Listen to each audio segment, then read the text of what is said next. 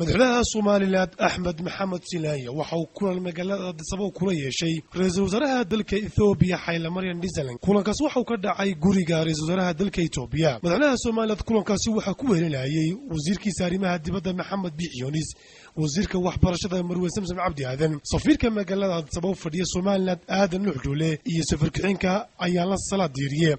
iyo xogaha gaarka madaxweynaha Cali Axmed Cali. Dhinaca ra'iisul wasaaraha dalka Ethiopia kulankaasi waxa ku weerarayay wasiirkiisa wasaaradda waxbarashada iyo saraakiil kale. Kulankaasi wuxuu ahaa mid albaabada u xidhnaayeen, laakiin labada dhinac waxay ka wada hadleen xiriirka labada dhinac sida dhaqaalaha, siyaasadda, ammaanka iyo xuduudda. Kulankaasi waxa uu socday saacado tiro badan iyadoo labada dhinac ay ku falanqeeyeen xiriirka taariikhiga u dhaxeeya Ethiopia iyo Soomaaliland. madaxweynaha Soomaaliland Axmed Maxamed Maxamuud Silaye oo barxadda guriga ra'iisul wasaaraha kula hadlayay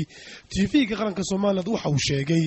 in qarniyo ka hor Soomaaliland iyo Ethiopia ay lahaayeen xiriir fog oo dhinaca siyaasadda iyo dhaqaalaha, isagoo sheegay kulankii uu la yeeshay ra'iisul wasaare Haile Mariam Desalegn ay ka wada hadleen xuduudda, dhaqaalaha, siyaasadda, ammaanka iyo labada shacab xiriirka ay leeyihiin. madaxweyne Axmed Silaye oo ka hadlay waxa uu yiri waxaan wada hadal baan yeelanay la xiriira wada shaqaynta labada dal dhinaca security iyo dhinaca dhaqaalaha iyo dhinaca trade dhinac walba waa dalan saaxiibnahay Ethiopia waa dalan jaarnahay waa daladii goorar oo inaga dhaxeeyo xiriir dhinacyo fara badan leh marka tabcan marka halkaan nimaadno ama marayna dhinaca sawir nimaadno waa iska waajib in aanu nimaadno madaxda halka saragno waan isweydaarsanno wixii loo baahayay marba inaan ka wada hadalno marka si fiican baan u wada hadalno waan isla afkarnay waxaan ku wada hadalno dal aan jaarno wax badan oo wax wada shaqeynaa xagga nabadgelyada, xagga trade-ka, xagga xuduudda dhinaca walba inaga dhaxaysa marka waxyaabahaas dantu inaga dhaxaysa ka wada. dhinaca kale wasiirka wasaaradda arrimaha dibadda Soomaaliland oo isna kulankaasi ka hadlay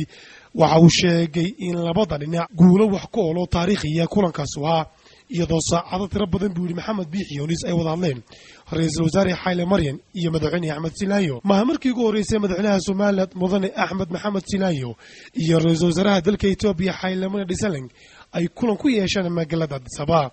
iyadoo labada dhinac kulamo hore ku wada yeesheen Addis Ababa. Xamse Cali Bulbul, Maxamed Jaamac Garas, TV-ga qaranka Soomaaliland, guriga ra'iisul wasaaraha dalka Ethiopia.